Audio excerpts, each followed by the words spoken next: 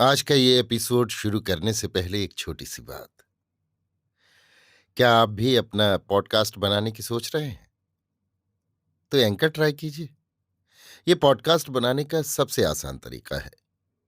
Number एक, ये free है। नंबर दो, इसमें कई सारे ऐसे टूल्स हैं जो आपको अपने फोन और कंप्यूटर पर रिकॉर्ड और एडिट करने की फैसिलिटी देते हैं। नंबर तीन, आप अपने पॉडकास्ट को डिस्ट्रीब्यूट भी कर सकते हैं, जिससे इसे स्पॉटिफाई और दूसरे प्लेटफॉर्म पर सुना जा सके।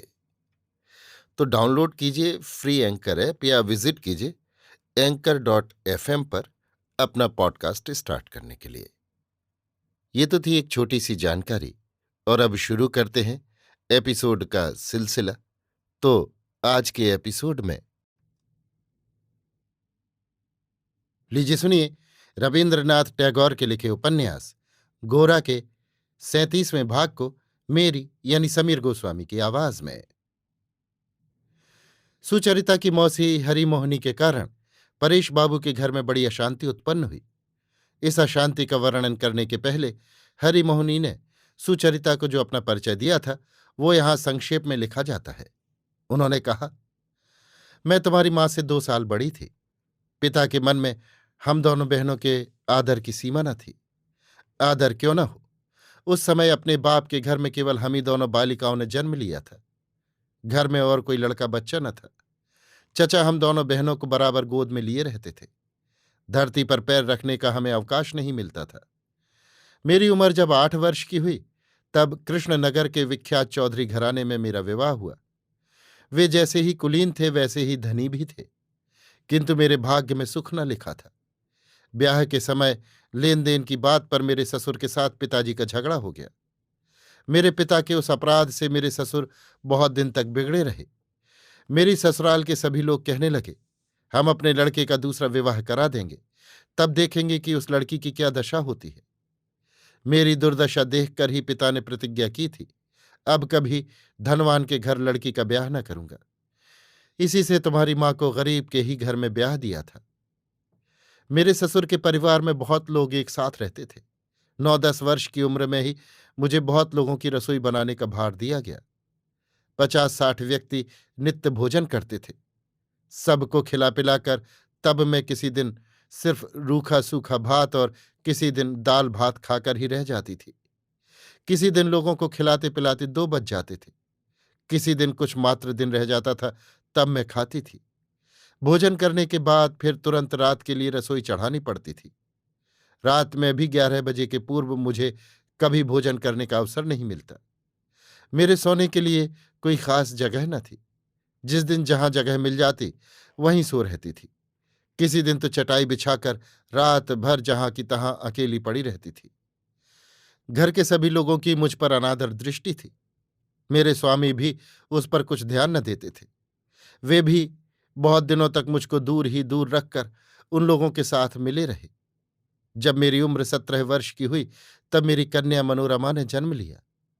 कन्या का जन्म होने से ससुरकुल में मेरा अनादर और भी बढ़ गया। मेरे सब अपमान और दुखों के बीच वही लड़की एकमात्र सांत्वना और विश्राम का स्थान थी। मनोरमा को उसके बाप या घर के और लोग जैसा चाहिए प्यार नहीं करते थे। इसी से वो मुझी को अपना सर्वस्व जानती थी। 3 वर्ष के बाद जब मेरे एक लड़का हुआ तब से मेरी अवस्था में परिवर्तन होने लगा। तब से मैं गृहिणी कहलाने योग्य हुई। सब लोग मुझे कुछ कुछ आदर की दृष्टि से देखने लगे। मेरे सास न थी। ससुर भी मनोरमा के जन्म के 2 वर्ष बाद संसार से विदा हो चुके थे। उनकी मृत्यु होते ही धन संपत्ति के लिए आपस में कलह उपस्थित हुआ। मेरे देवरों ने अपना अंश विभक्त कर लेने के लिए मुकदमा दायर किया। आखिर उस मामलों में बहुत रुपया बर्बाद करके हम सब अलग हुए। अब मनोरमा के ब्याह का समय आया। अधिक दूर पर ब्याह करने से पीछे लड़की को देखना कठिन समझकर मैंने कृष्णनगर से 5-6 कोस के फासले पर राधानगर में उसका ब्याह कर दिया। दूल्हा देखने में बड़ा सुंदर था। जैसा रंग था वैसा ही सुडोल चेहरा। उसके कुछ धन संपत्ति भी थी। जैसा मेरा समय पहले अनादर और कष्ट में बीता था वैसे ही भाग्य फूटने के पूर्व विधाता ने मुझे कुछ दिन सुख भी दिया था। अंत में मेरे स्वामी मुझे बड़े आदर और श्रद्धा की दृष्टि से देखने लगे। मुझसे बिना सलाह लिए कोई काम न करते थे। इतना बड़ा सौभाग्य मेरा विधाता से देखा न गया। हैजे की बीमारी में पड़कर 4 रोज के भीतर मेरा लड़का और मेरे पिता दोनों जाते रहे। धीरे धीरे मैं अपने जमाई का परिचय पाने लगी। सुंदर फूल के भीतर जो काला सांप छिपा था, उसे कोई कैसे जान सकता था। बुरे लोगों की संगति में पड़कर वो मद्यपान करने लग गया। पर मेरी लड़की ने भी ये मुझसे किसी दिन न कहा। जमाई जब तब आकर अपने घर की अनेक आवश्यकताएं दिखाकर मुझसे रुपया मांग ले जाता था। मुझे तो किसी के लिए रुपया जमा करने का कोई प्रयोजन न था। इसी से जब वो विनती करके मुझसे कुछ मांगता तो मुझे अच्छा ही लगता था। बीच बीच में मेरी लड़की मुझे रोकती थी और फटकार कर कहती थी कि तुम इस तरह इन्हें रुपया देकर उनके स्वभाव को बिगाड़ती हो। रुपया हाथ आने से उसे कहाँ कैसे उड़ा डालते हैं, इसका पता नहीं। रुपया पाकर जो इनके जी में आता है कर गुजरते हैं। मैं समझती थी कि उसका पति मुझसे जो इस प्रकार रुपया लेता है, उससे अपने ससुर कुल की अप्रतिष्ठा के भय से शायद मनोरमा मुझे रुपया देने से रोकती है। तब मेरी ऐसी बुद्धि हुई कि मैं अपनी बेटी से छिपाकर जमाई को रुपया देने लगी। मनोरमा को जब इस बात का पता लगा, तब उसने एक दिन मेरे पास आकर और रो रो कर अपने स्वामी के दुराचार की सब बातें कह सुनाई। मैंने अपना सिर पीट डाला। दुख की बात और क्या कहूं। मेरे एक देवर ने ही उसे मद्यपान की आदत लगाकर उसके स्वभाव को बिगाड़ दिया था। मैंने जब रुपया देना बंद कर दिया और जब मेरे जमाई को संदेह हुआ कि उसकी स्त्री ही रुपया नहीं देने देती, तब उसके ऊधम का अंत न रहा। उसने मेरी लड़की पर घोर अत्याचार करना आरंभ किया। वो मेरी लड़की को भांति भांति से दुख देने लगा। सबके सामने उसको मारने पीटने और गालियां देने लगा। ये सब सुनकर मेरे दुख की सीमा न रही। वो मेरी लड़की को दुख न दे, इसलिए मैं अपनी लड़की से छिपाकर फिर उसे रुपया देने लगी। जानती थी कि ये रुपया मैं पानी में फेंकती हूं, किंतु वो मनोरमा को हद दर्जे की तकलीफ दे रहा है, ये खबर पाते ही मैं गला फाड़ फाड़ कर रोती थी और जमाई को रुपया देकर उसे संतुष्ट रखने की चेष्टा करती थी। आखिर एक दिन, वो दिन मुझे याद है, माघ के कुछ दिन बाकी थे। सवेरे का समय था। मैं अपनी पड़ोसिन के साथ बातें कर रही थी। यही कह रही थी कि मेरे घर के पिछवाड़े जो बाग है, उसमें आम की अच्छी मंजरी आई है। उसी दिन पिछले पहर मेरे दरवाजे पालकी उतारी गई। देखा, मनोरमा ने हंसते हंसते आकर मुझे प्रणाम किया। मैंने कहा, कहो बेटी, क्या हाल है? मनोरमा ने प्रसन्न मुख से कहा, हाल अच्छा न रहने से बेटी क्या माँ के घर में हंसी खुशी से आ सकती है? मेरे समधी समझदार थे। उन्होंने मुझे कहला भेजा, बहू का पांव भारी है, संतान प्रसव होने तक वो अपनी माँ के पास रहे तो अच्छा है। मैंने सोचा यही बात सच है, किंतु मेरा जमाई इस अवस्था में भी मनोरमा को मार पीट कर अपने जी की जलन बुझाता था। इसलिए गर्भावस्था में अनिष्ट के भय से ही समधी ने अपनी पतोहू को मेरे पास भेज दिया, ये मैं न जानती थी। मनोरमा ने अपनी सास की शिक्षा के अनुसार मुझसे कोई बात न कही। जब मैं उसे अपने हाथ से तेल लगाकर स्नान कराना चाहती थी, तब वो कोई न कोई बहाना करके मुझे तेल लगाने न देती थी। उसके कोमल अंग पर जो चोट के दाग थे, वो अपनी माँ को दिखलाना नहीं चाहती थी। जमाई कभी कभी आकर मनोरमा को अपने घर लौटा ले जाने के लिए जिद करता था। मेरी बेटी मेरे पास रहने से रुपया खींचने में उसे बाधा होती थी। आखिर उस बाधा को भी उसने ना माना। रुपए के लिए मनोरमा के सामने ही वो मुझे बार बार दिक करने लगा। मनोरमा मुझे रुपया देने से बराबर रोकती थी कि मैं तुमको किसी तरह रुपया देने न दूंगी, किंतु मैं स्वभाव की बड़ी दुर्बल थी। जमाई पीछे मेरी लड़की के ऊपर बहुत खफा न हो, इस भय से मैं उसे बिना कुछ दिए न रहती थी। मनोरमा ने एक दिन कहा, माँ, तुम्हारा रुपया पैसा मैं अपने कब्जे में ही रखूंगी। और ये कहकर मेरे हाथ से कुंजी और बक्स जो कुछ था सब ले लिया। जमाई ने आकर जब मुझसे रुपया पाने की सुविधा न देखी और जब मनोरमा को वो किसी तरह राजी न कर सका, तब उसने जिद पकड़ी कि मैं अपनी स्त्री को अपने घर ले जाऊंगा। मैं मनोरमा से कहती थी, उसे कुछ रुपया देकर विदा कर दो, नहीं तो न जाने वो क्या कर बैठेगा। किंतु मेरी मनोरमा एक ओर जैसे कोमल थी, दूसरी ओर वैसी ही कठोर थी। वो कहती थी, नहीं, रुपया किसी तरह नहीं दिया जाएगा। जमाई ने एक दिन आकर आंखें लाल करके कहा, कल मैं पालकी भेज दूंगा। अगर अपनी बेटी को मेरे घर न भेज दोगी तो अच्छा न होगा। मैं पहले से ही कहे देता हूं। दूसरे दिन दोपहर को पालकी आने पर मैंने मनोरमा से कहा, बेटी अब देर करना उचित नहीं है। अगले हफ्ते में किसी को भेजकर तुम्हें बुला लूंगी। मनोरमा ने कहा, आज जाने को मेरा जी नहीं चाहता। कुछ दिन के बाद इनसे आने को कहो, तब मैं जाऊंगी। मैंने कहा, बेटी, पालकी लौटा देने से मेरे क्रोधी जमाता आपे में न रहेंगे। कुछ काम नहीं है, तुम आज ही जाओ। मनोरमा ने कहा, नहीं मां, आज नहीं। मेरे ससुर कलकत्ते गए, आधे फागुन तक भी लौट आवेंगे, तब मैं जाऊंगी। मैं न मानी। कहा, नहीं तुम जाओ। तब मनोरमा लाचार होकर जाने को तैयार हुई। मैं उसकी ससुराल के नौकर और कहारों को खिलाने पिलाने लगी। उसके जाने के पहले उसके पास कुछ देर बैठती सो भी न हुआ।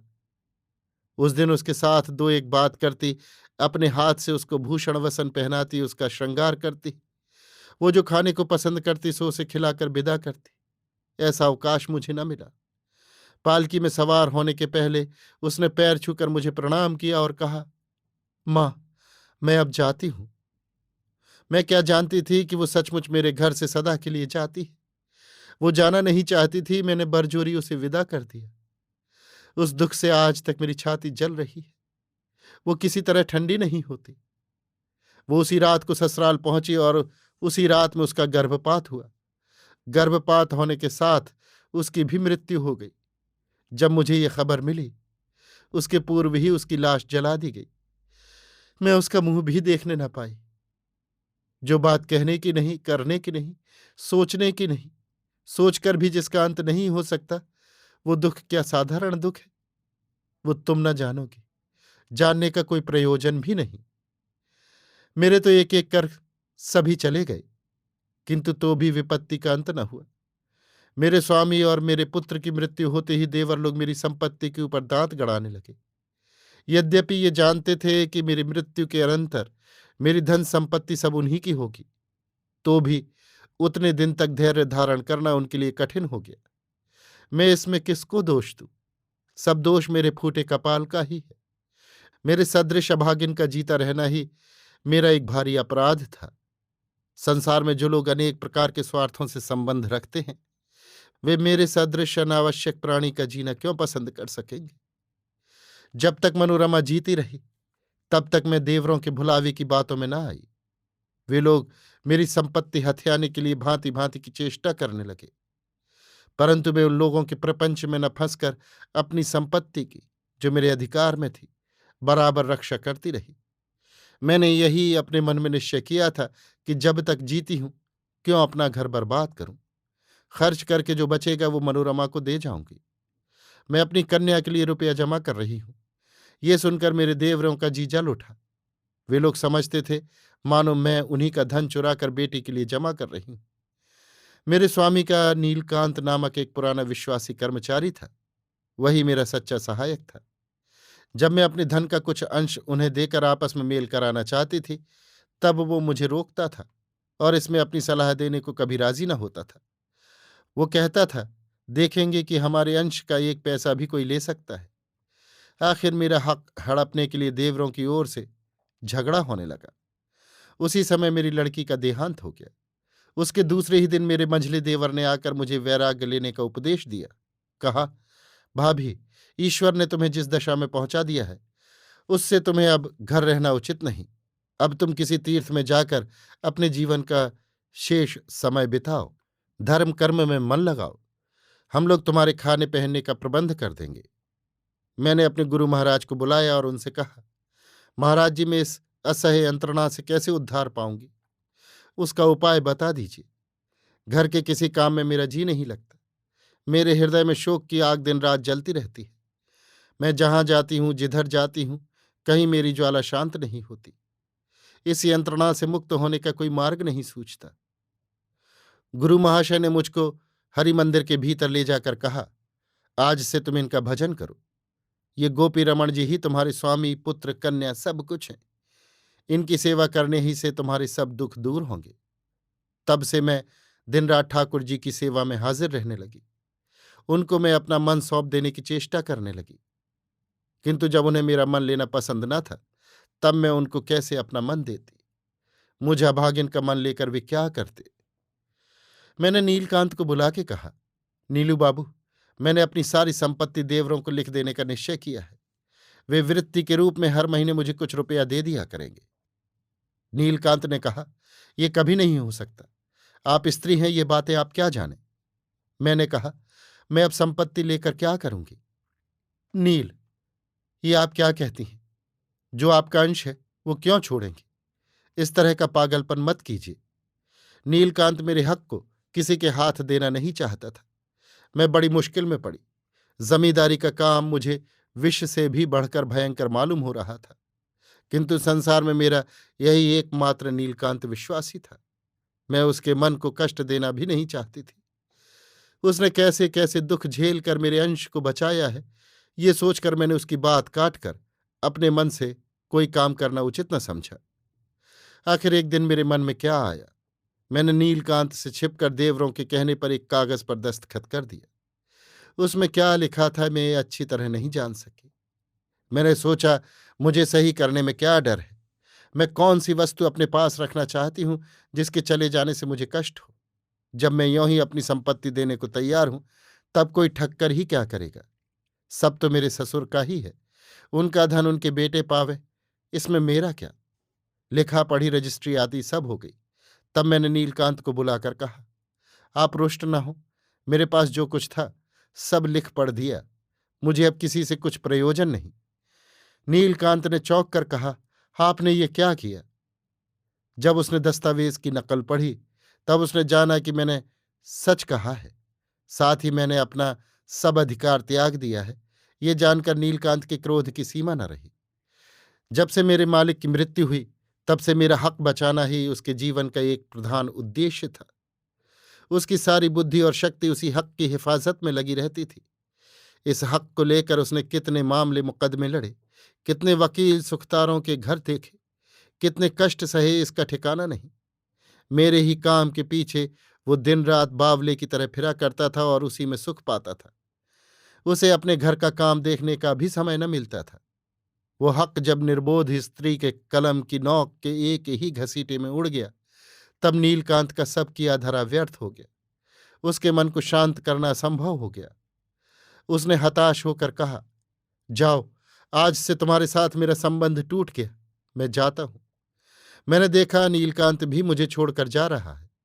क्या मेरा भाग्य ऐसा खोटा है कि दुख में एक भी सहारा मेरे पास न रहा?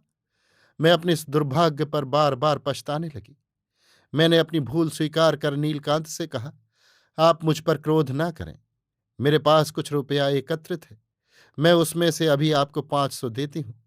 आपकी पतोहू जब आपके घर आवे, तब उसके लिए मेरे आशीर्वाद के रूप से इन रुपयों का उसे गहना गढ़ा दीजिएगा। नीलकांत ने कहा, मुझे अब इसकी जरूरत नहीं। मेरे मालिक का जब सब कुछ चला गया, तब ये 500 रुपये लेकर मैं कौन सुख भोगूंगा। ये आप रहने दीजिए। ये कहकर मेरे स्वामी का एक सच्चा शुभचिंतक भी मुझे छोड़कर चला गया। मैं पूजा घर में रहने लगी। मेरे देवरों ने मुझसे कहा, तुम किसी तीर्थ में जाकर रहो। मैंने कहा, ससुर का घर ही मेरे लिए तीर्थ है। मेरे ठाकुर जी जहां रहेंगे वहीं मैं भी रहूंगी। मैं जो अधिकार में 2-1 घर लिए बैठी थी, ये भी उन लोगों से न देखा गया। वे मेरे घरों में अपनी सल्तनत जमाने के लिए व्यग्र हो उठे। मेरे किस घर को किस काम में लावेंगे, ये उन लोगों ने पहले ही ठीक कर लिया था। आखिर एक दिन उन्होंने कहा, जहां तुम्हारा जी चाहे अपने ठाकुर को ले जाओ, हम लोग उसमें दस्तंदाजी न करेंगे। जब मैं इसमें कुछ संकोच दिखाने लगी, तब उन्होंने कहा, यहां रहने से तुम्हें खाना कपड़ा कौन देगा? मैंने कहा, तुम लोगों ने जो परवरिश मुकर्रर कर दी है वही मेरे लिए काफी है। उन्होंने कहा, दस्तावेज में कोई परवरिश का जिक्र नहीं। तब मैं अपने ठाकुर जी को लेकर अपना विवाह होने के ठीक 34 वर्ष बाद अपने ससुर के घर से चल दी। नीलकांत की खोज करने पर मालूम हुआ कि वो मेरे चलने के पूर्व ही वृंदावन चला गया। मैं गांव के तीर्थयात्रियों के साथ काशी गई, किंतु इस पापी मन को कहीं शांति न मिली।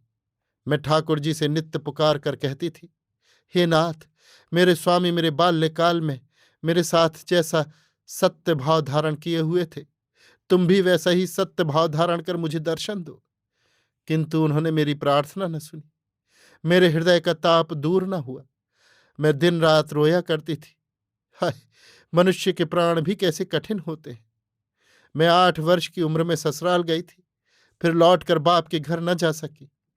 तुम्हारी माँ के विवाह में जाने के लिए मैंने बहुत चेष्टा की, परंतु सब व्यर्थ हुआ। इसके अनंतर पिताजी के पत्र से तुम सबों के जन्म का हाल मालूम हुआ। मैंने अपनी बहन के मरने का भी संवाद सुना। उसे सुनकर मुझे जो दुख हुआ सो क्या बताऊं। तुम सबों का मातृहीन होने पर भी गोद में खिलाने का अवसर ईश्वर ने मुझे ना दिया। तीर्थ में भ्रमण करके भी जब मैंने देखा कि माया मेरा साथ नहीं छोड़ती, हृदय का एक अवलंब पाने के लिए अब तक मेरे मन में तृष्णा लगी है, तब मैं तुम लोगों की खोज करने लगी। यद्यपि मैंने सुना था तुम्हारे पिता ने सनातन धर्म छोड़ ब्राह्म समाजियों से नाता जोड़ लिया है, तथापि तुम लोगों की ममता मेरे मन से न गई। तुम्हारी माँ मेरी सगी बहन थी। एक ही माँ के पेट से हम दोनों उत्पन्न हुई थी। काशी में एक सज्जन पुरुष के द्वारा तुम्हारा पता पाकर मैं यहां चली आई। अभी आप सुन रहे थे रविन्द्रनाथ टैगोर के लिखे उपन्यास गोरा के 37वें भाग को मेरी यानी समीर गोस्वामी की आवाज में।